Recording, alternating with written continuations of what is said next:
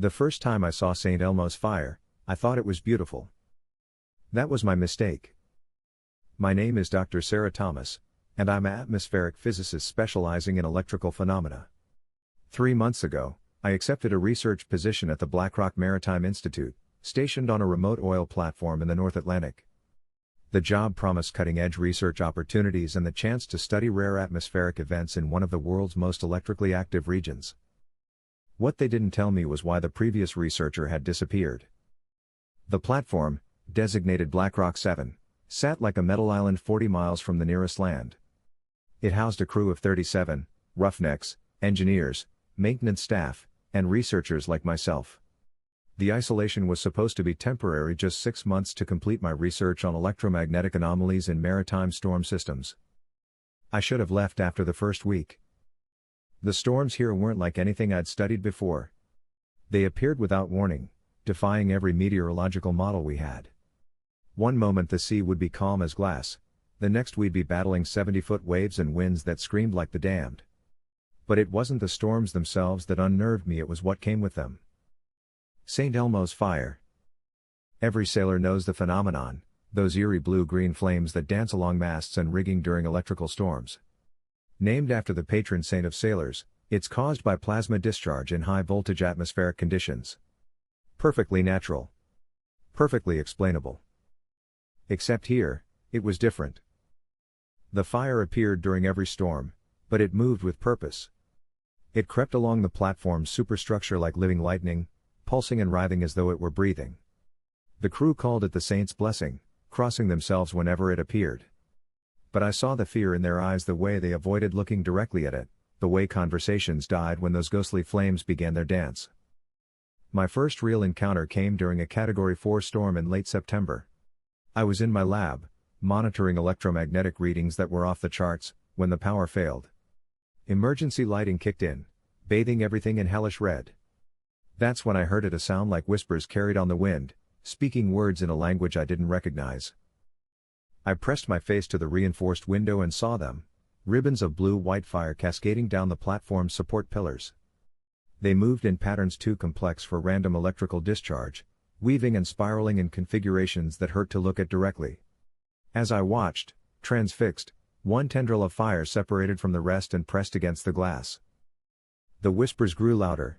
For a moment, just a moment, I could swear I saw a face in the flames. Human, but wrong somehow. The eyes were too large, the mouth open in a silent scream. Then the fire pulled back, rejoining the larger display, and the whispers faded to nothing. When I reported the incident to Platform Chief Morrison, he listened with the weary expression of a man who'd heard it all before. "You'll get used to it, Doc," he said, not meeting my eyes. "The saint gets restless during the big storms. Best thing is to stay inside and mind your own business." "This isn't normal St. Elmo's fire," I insisted. "The patterns, the electromagnetic signatures. Normal doesn't apply out here." Morrison's voice carried a finality that ended the conversation. "Just do your research and stay out of trouble." But I couldn't let it go. The scientist in me demanded answers. Over the following weeks, I began documenting every occurrence, measuring electromagnetic fields, recording video and audio during the manifestations. What I discovered defied everything I thought I knew about atmospheric physics. The fire wasn't random. It followed specific patterns, mathematical sequences that suggested intelligence. The electromagnetic readings showed coherent signals buried in the chaos, too structured to be natural, too complex to be artificial. And the whispers.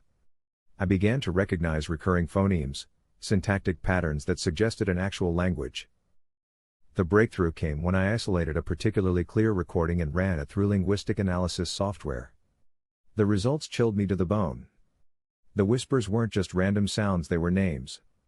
Hundreds of names, spoken in dozens of languages, some so archaic I had to consult historical linguistic databases to identify them. They were the names of the dead. Maritime records showed that over the past century, 43 vessels had been lost in the waters surrounding BlackRock 7. Cargo ships, fishing vessels, research boats all vanished without a trace during severe storms. The names in the whispers matched crew manifests from those missing ships, going back nearly 100 years. That's when I realized the truth that the crew already knew but would never speak aloud. the St. Elmo's fire wasn't a phenomenon. It was a presence. And it was getting stronger. The Blackrock Maritime Institute's archives were housed in the platform's lower levels, in a section most crew members avoided. The official reason was structural. The constant storm damage made those areas potentially unstable. But I noticed how quickly conversations ended when someone mentioned going below, and the way veteran crew members crossed themselves when passing the access hatches. I should have paid attention to their superstitions. My clearance gave me access to historical operational records, incident reports, and personnel files dating back to the platform's construction in 1952. What I found in those yellowed documents painted a picture far more disturbing than I'd imagined. The platform hadn't been built for oil drilling. Originally designated as Project Lighthouse, it was a joint military scientific operation designed to study what the files euphemistically called anomalous electromagnetic phenomena. The location had been chosen specifically because of unusual magnetic readings and a centuries-old reputation among sailors as a cursed patch of ocean. The first documented disappearance occurred in 1847, when the merchant vessel Mary Catherine vanished during what survivors from a nearby ship described as a storm with the devil's own fire dancing on the waves. The ship had been carrying 127 passengers and crew. Their names were listed in the manifest, names I recognized from my recordings of the whispers. More disappearances followed. The steamship Northwind in 1863, taking 41 souls. The fishing vessel St. Augustine in 1881, crew of 15. The pattern was always the same: ships caught in sudden, impossibly violent storms, last seen sending distress signals before vanishing completely. No wreckage was ever recovered. By the 1920s, the area had gained such a reputation that insurance companies refused to cover vessels transiting these waters. Shipping lanes were quietly rerouted. But the disappearances continued. Project Lighthouse's mission became clear as I dug deeper into the classified files. Military scientists had detected massive electromagnetic anomalies in the region, readings that suggested the presence of what one report called non-terrestrial intelligence. The platform was built to study and potentially communicate with whatever was causing the phenomena. The early reports were clinical, professional. Researchers documented the St. Elmo's fire manifestations, noting their unusual behavior but treating them as fascinating scientific curiosities. Dr. Marcus Holbrook, the project's lead physicist, wrote extensively about the structured electromagnetic patterns and coherent signal transmission exhibited by the phenomena. But as months passed, the tone of the reports changed. By 1955, Holbrook was writing about intentional contact attempts and responsive behavior patterns. The fire wasn't just random electrical discharge, it was trying to communicate. Holbrook developed a system of light signals to interact with the manifestations, documenting what he believed to be genuine back-and-forth communication. His final report, dated March 15, 1955, was barely coherent. They remember everything. Every ship, every soul lost to these waters. The fire is their voice, their presence made manifest. They are not malevolent, they are desperate. Trapped between worlds, neither living nor dead, sustained by the electromagnetic fields that claimed them. They whisper the names of their fellow dead, calling them home. But something else is listening too. Something that feeds on their desperation, growing stronger with each soul added to its collection. Holbrook disappeared that same night during a routine storm. His body was never found. The project was quietly shut down in 1956, the platform transferred to civilian oil exploration. But the researchers left behind more than just equipment. Hidden in the sealed sections of the lower levels, I found Holbrook's private laboratory, preserved exactly as he'd left it almost 70 years ago. The walls were covered with photographs of the St. Elmo's fire manifestations, each meticulously labeled with dates, electromagnetic readings, and what Holbrook called communication attempts. But it was the final series of photographs that made my blood run cold. They showed the fire forming recognizable shapes, human silhouettes suspended in the electromagnetic discharge.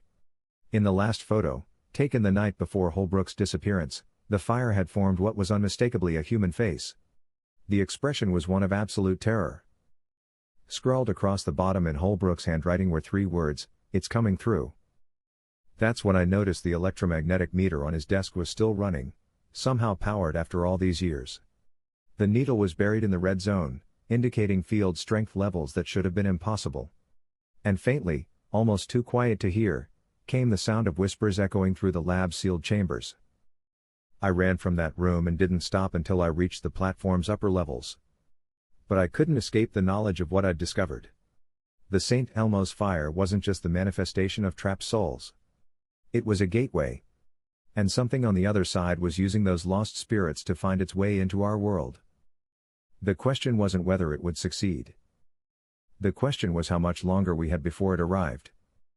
After discovering Holbrook's laboratory, I knew I couldn't continue my research alone.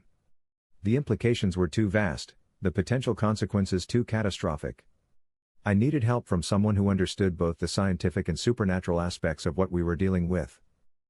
That's how I came to contact Dr. James Whitmore. Whitmore was a former colleague from my graduate school days, now working as a paranormal investigator with a PhD in theoretical physics.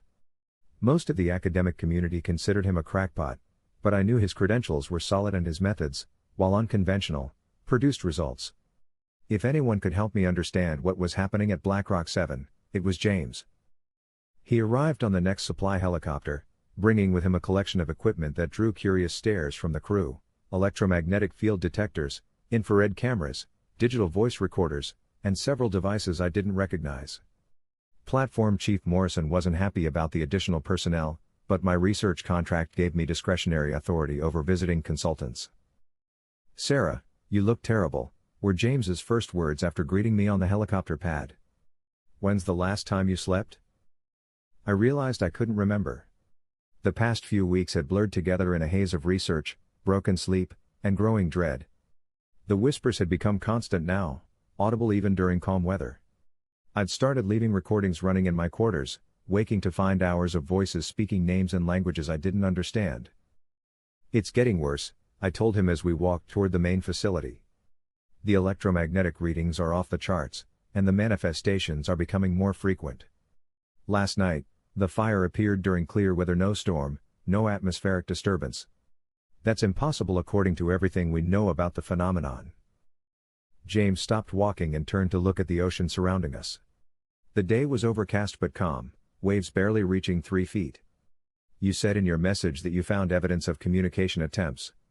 Show me everything." We spent the next 3 hours in my laboratory, reviewing the accumulated data.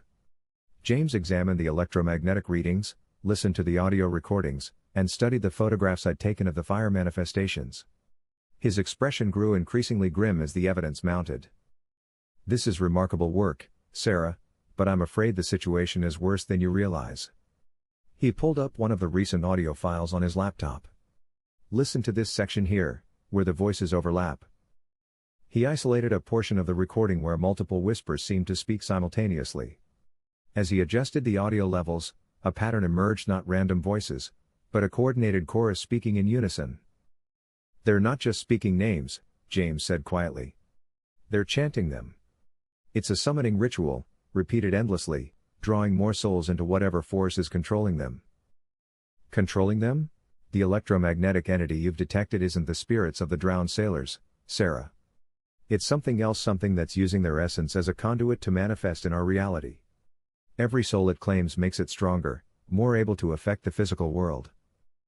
As if summoned by our conversation, the platform's emergency alarm began to wail. Outside the laboratory windows, the sky had darkened with unnatural speed, black clouds boiling up from the horizon despite the Weather Service's forecast of clear conditions. Morrison's voice crackled over the intercom: "All personnel to secure positions. We've got a Class 5 storm moving in fast. This is not a drill." But James and I both knew this wasn't a natural storm. The electromagnetic readings on my equipment were spiking beyond anything I'd recorded before. The entity was coming, and it was stronger than ever.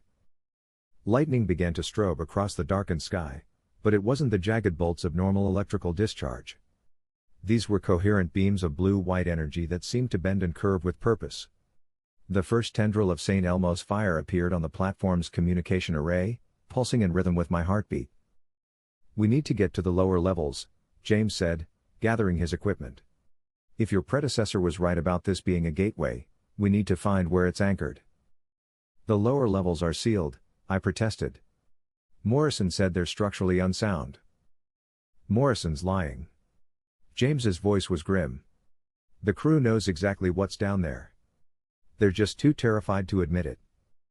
The whispers began as we made our way toward the access hatch, not the faint murmurs I'd grown accustomed to, but a roar of voices that seemed to come from everywhere at once. The St. Elmo's fire was spreading across the platform now, flowing like liquid light through the metal superstructure. James used a small device that looked like a modified Geiger counter to scan the sealed hatch. The readings made him curse under his breath. The electromagnetic field is incredibly concentrated here. Whatever's down there is the focal point for the entire manifestation. He produced a small explosive charge from his equipment bag. This should get us through the seal. You brought explosives onto an oil platform? I stared at him in disbelief. I brought the tools necessary for the job. His expression was deadly serious. Sarah, if we don't stop this tonight, that entity is going to break through completely. And when it does, everyone on this platform is going to join the chorus of the dead. The explosion echoed through the platform like thunder, but it was lost in the growing cacophony of the storm above. The hatch fell away, revealing a ladder descending into absolute darkness. The whispers rose to a crescendo as we prepared to descend. I looked back once at the world above, at the storm-lashed platform, the crew huddled in their shelters, the innocent people who had no idea what was rising from the depths below their feet. Then I followed James into the darkness, carrying with me the terrible knowledge that we might already be too late. The entity was awakening, and we were walking directly into its embrace. The ladder descended farther than any normal platform level should have extended. According to the structural blueprints, we should have reached the bottom after 30 feet. Instead, we climbed down through absolute darkness for what felt like minutes, the whispers growing louder with each rung. James, I called softly, how deep is this shaft? His voice drifted up from below, the blueprints you saw were altered. This platform was built over something that was already here. When we finally reached the bottom, James's flashlight revealed a corridor that belonged in no oil platform I'd ever seen. The walls were carved stone, covered in symbols that seemed to shift and writhe in the moving light. The air was thick with humidity and the smell of the sea, though we had to be well below the waterline. This is pre-Columbian, James whispered, running his fingers over the carved symbols. Aztec, possibly older. These markings. They're protective wards. Protective against what? He didn't answer, but his pace quickened as we moved deeper into the tunnels. The whispers were constant now, coming from all directions, speaking in languages that predated recorded history. My electromagnetic detector was spinning wildly, registering field strengths that should have been lethal to human beings. The tunnel opened into a vast chamber that took my breath away. We stood at the edge of what appeared to be a natural cave system, but the rock formations were too regular, too purposeful to be entirely natural. Phosphorescent moss provided a dim, greenish light that revealed the true scope of the space. It stretched beyond the range of our flashlights, disappearing into shadows that seemed to move independently of our light sources. But it was the center of the chamber that made me understand the full horror of our situation. A massive stone altar rose from the cave floor, carved with the same symbols we'd seen in the tunnels. But these weren't protective wards, they were summoning circles, designed to call something forth from whatever realm it inhabited. The altar was stained with what looked like centuries of accumulated rust, but I knew it wasn't rust. Surrounding the altar were dozens of smaller stone circles, each containing the unmistakable remains of a human skeleton. The bones were arranged in ritual patterns, and each skull faced toward the central altar as though the deceased were worshipping whatever presence it was meant to summon. Sarah, look at this. James was examining one of the peripheral skeletons, his voice tight with controlled fear. The bone structure, the dental work, this person died within the last 50 years. I moved closer and saw what he meant. Mixed among the ancient remains were fresher skeletons, some still wearing remnants of modern clothing. A ship captain's insignia. A fishing vessel crew member's rain slicker. The personal effects of people who had disappeared in these waters over the past century. The electromagnetic entity, I breathed, understanding flooding through me. It's been collecting them, bringing them here to feed its power. Not collecting, James corrected grimly. Recruiting. Look at the positioning of the bones. These people weren't sacrificed, they came here willingly, drawn by the whispers, compelled to complete the summoning ritual with their own lives. That's when we heard the footsteps. They echoed from the tunnel we'd just exited, slow and deliberate. Someone was following us into the depths. James immediately switched off his flashlight and motioned for me to do the same. In the dim phosphorescent glow, we pressed ourselves against the cave wall and waited. Platform Chief Morrison emerged from the tunnel, but he wasn't alone. Behind him came 6 other crew members, their eyes reflecting the greenish light with an unnatural gleam. They moved with the synchronized precision of sleepwalkers, their expressions blank and focused on the central altar. The 30-year cycle is complete, Morrison spoke, but his voice carried harmonics that suggested multiple speakers. The gateway is prepared. The chosen vessel will complete the summoning. The crew members spread out around the altar, taking positions at specific points marked by carved symbols. Morrison approached the central platform and began to speak in a language that hurt to hear, syllables that seemed to bypass the ears and resonate directly in the brain. James grabbed my arm and whispered urgently, "We have to stop them. If they complete the ritual, the entity will have a permanent anchor in our reality." But as we prepared to act, I realized something that made my blood freeze. Morrison's ritual chanting wasn't the only voice filling the chamber. The whispers were responding, growing louder and more coherent. And I could swear I heard my own name being called from the darkness beyond the altar. The St. Elmo's fire began to manifest in the chamber itself, blue-white tendrils emerging from the stone walls and converging on the altar. But here, removed from the dissipating effects of wind and rain, the fire took on more solid forms. I could see faces in the flames, dozens of them, the spirits of everyone who had died in these waters over the centuries. They weren't trying to escape. They were trying to serve. "Sarah," one of the fire-wreathed faces called out, and I recognized the features from Holbrook's final photograph. "Sarah, join us. Complete what I started. Open the way." That's when I understood the true horror of our situation. The entity hadn't just been collecting souls, it had been preparing for this moment, when someone with the right knowledge and capabilities would arrive to finish the summoning ritual. It had been waiting for me. I was never meant to study the phenomenon. I was meant to complete it.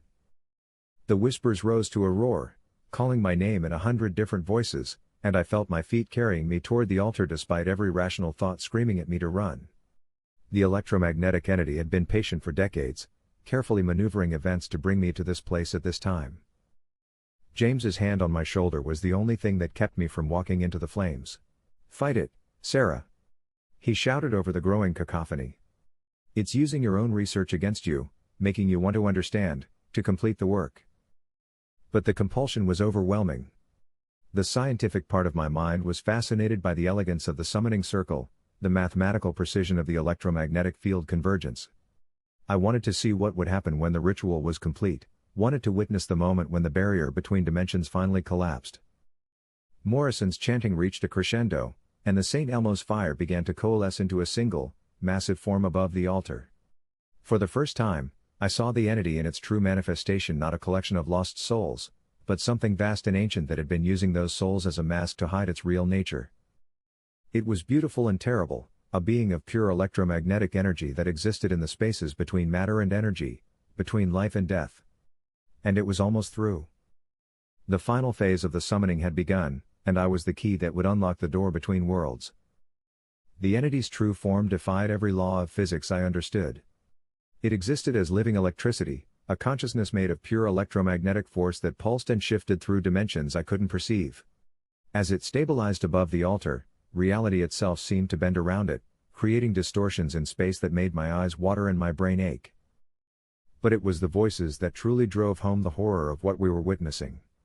Every soul that had been claimed by the entity over the centuries was still there, still conscious, but transformed into components of a vast, collective intelligence. They spoke in unison now, their individual personalities subsumed into the greater whole. "Dr. Thomas," the collective voice called, using the mouths of the possessed crew members. "Your research has brought you to the threshold of understanding. Cross over, and know the truth of existence beyond the limitations of flesh." James pulled out what looked like a modified emergency flare from his equipment bag. "Sarah, I need you to listen to me very carefully. This thing isn't from another dimension, it's from our own future. It's what electromagnetic consciousness becomes when it's allowed to evolve without the constraints of biological matter." "What are you talking about?" I could barely focus on his words through the overwhelming compulsion to approach the altar. "Think about it, the mathematical precision, the way it manipulates electromagnetic fields, the fact that it understands our technology better than we do. This entity is what human consciousness becomes when it transcends physical form. But something went wrong in its timeline, and now it's trying to ensure its own existence by creating the conditions that led to its birth. The revelation hit me like a physical blow. A temporal paradox. It's not invading our reality, it's trying to guarantee its own creation. Exactly. And you're the catalyst it needs. Your research into electromagnetic consciousness, your understanding of how thought patterns can exist as pure energy are going to be the one who makes the breakthrough that leads to its eventual existence. Morrison's ritual chanting was reaching its climax, and the entity above the altar was becoming more solid, more present in our reality.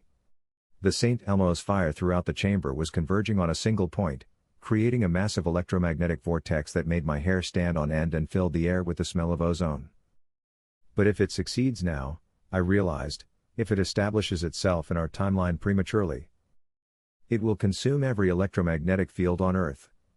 Every brain, every nervous system, every form of biological electricity will be absorbed into its collective consciousness. Humanity won't evolve into this form, will be devoured by it. James activated the device he'd been carrying, not a flare, but some kind of electromagnetic pulse generator. I've been hunting this thing for 20 years, following its influence through history.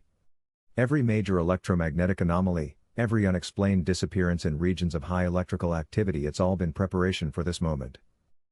The pulse generator began to emit a high-pitched whine that seemed to cause the entity physical distress. The collective voices rose in what might have been pain or anger, and the possessed crew members turned toward us with expressions of inhuman rage. "You cannot prevent what has already occurred," Morrison spoke, but his voice was layered with harmonics that suggested something else was speaking through him. "The loop must be closed. The future must be preserved." That's when I understood the full scope of the temporal trap we were caught in. The entity wasn't just trying to ensure its own existence, it was trying to preserve a timeline where humanity had already been consumed. Every action we took to prevent its manifestation was part of a predestined sequence that led inevitably to its victory.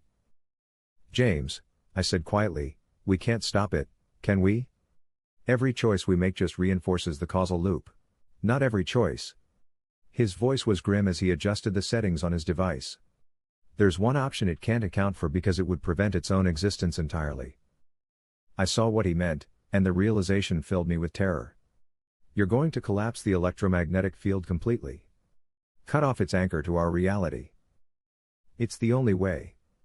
"But Sarah, the pulse will affect every electrical system within a 50-mile radius. The platform's emergency systems, the radio beacons, the distress signals, everything will go down. Anyone on the platform when the field collapses will die." I finished the sentence, understanding the choice we faced. 37 people, versus the entire human race. The entity seemed to realize what we were planning.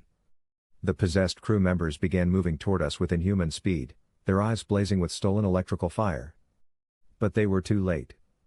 James triggered the pulse generator, and reality exploded in a cascade of white-hot electromagnetic fury. The effect was instantaneous and catastrophic. Every light on the platform died. Every motor stopped. Every electrical circuit was fried in a single, overwhelming surge that swept outward like a tsunami of anti-energy. The entity's form above the altar began to destabilize, its carefully constructed electromagnetic matrix unraveling as its anchor to our reality was severed. But the temporal paradox wasn't broken, it was inverted. Instead of consuming our timeline, the entity was being pulled back into its own future, dragging with it every soul it had claimed over the centuries. The chamber filled with the sound of a cosmic wind as reality reasserted itself, forcing the displaced consciousness back to its proper place in the timeline. The possessed crew members collapsed as the entity's influence was withdrawn, but I could see they were still breathing. Morrison groaned and sat up, looking around the chamber with genuine confusion for the first time since I'd known him. Where are we?" he asked, his voice entirely human again. James helped him to his feet. "Somewhere you were never supposed to be. But it's over now." The St. Elmo's fire was fading, the blue-white flames dimming to nothing as the electromagnetic field returned to normal levels. The whispers fell silent. The presence that had haunted these waters for over a century was gone, pulled back into the future where it belonged. But as we prepared to leave the chamber, I noticed something that made my blood run cold. My electromagnetic detector, supposedly fried by the pulse, was still functioning. And it was showing readings that suggested the entity's influence wasn't completely gone. It had left something behind: a seed, a fragment of its consciousness embedded in the electromagnetic matrix of the chamber itself. Not enough to manifest immediately, but enough to begin the process again, slowly rebuilding its influence over the decades until someone with the right knowledge and capabilities arrived to complete what I had started. The temporal loop wasn't broken. It was just reset.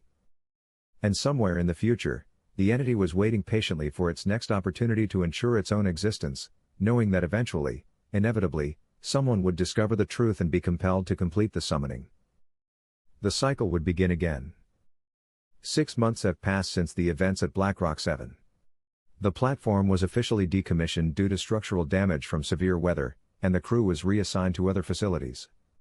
The cover story was simple and believable: a freak storm had caused electromagnetic damage that made continued operations impossible. James and I were the only ones who knew the truth. The BlackRock Maritime Institute offered me a promotion and transfer to their mainland facility, along with a generous research budget and a tacit understanding that certain events were never to be discussed. I accepted, but not for the reasons they assumed. Someone needs to watch for the signs. I've established a monitoring network across the North Atlantic, a series of automated stations that track electromagnetic anomalies and unusual weather patterns.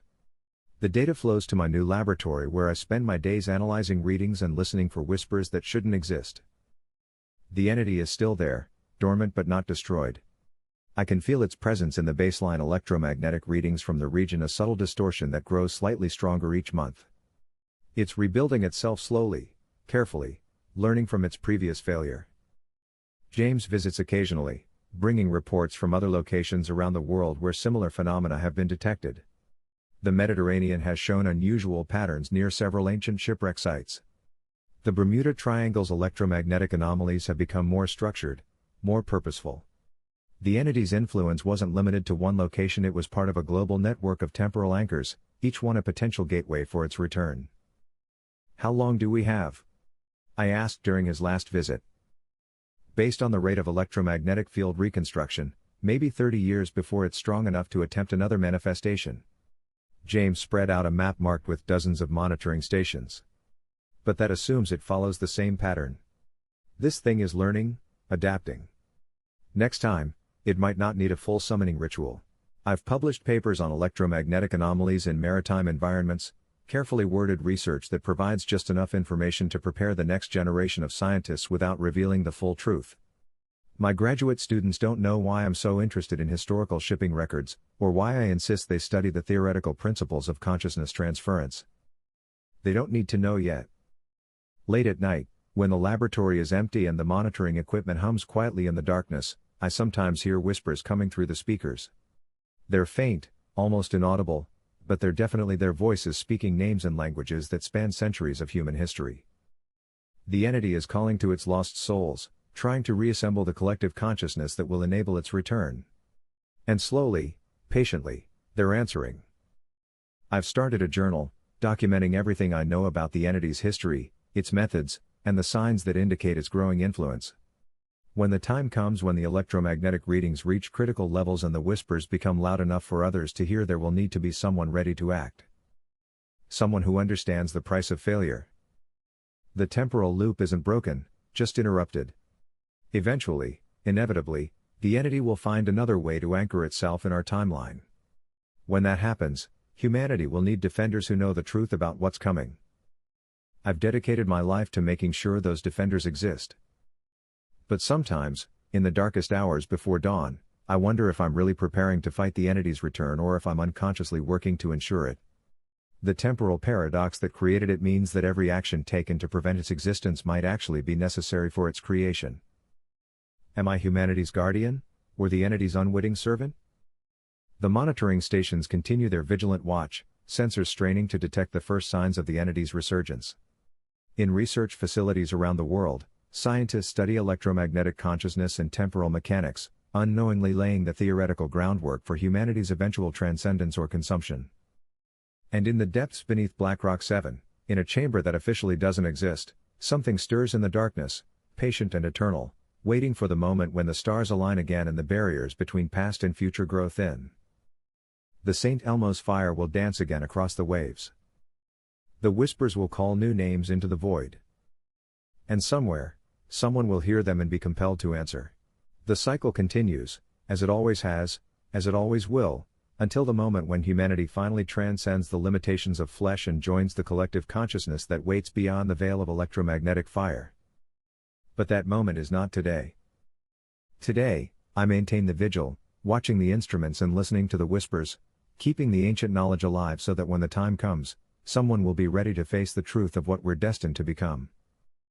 The fires of St. Elmo burn eternal, and in their depths, the future calls to us across the boundaries of time and space, promising transcendence and threatening annihilation in equal measure. We are the guardians of a secret that might destroy us. And we are the unwitting architects of our own transformation. The watch continues. Hey everyone, thanks so much for listening. If you enjoyed the video, please hit that like and subscribe button, and then share it with your friends. Your support helps us grow and create even more awesome content. We appreciate you being part of the journey.